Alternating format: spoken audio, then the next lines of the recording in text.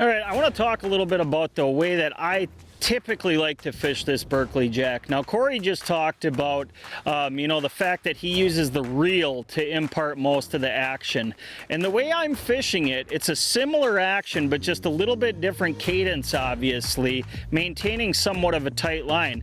That's the beauty about this bait. You just don't have to put a lot of effort into getting this bait to activate, getting that right action out of this lipless bait.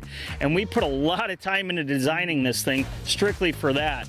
So the way that I like to fish it is almost just like a short pop or almost a pull, and keeping the line relatively tight so you can feel that bait sinking to the bottom.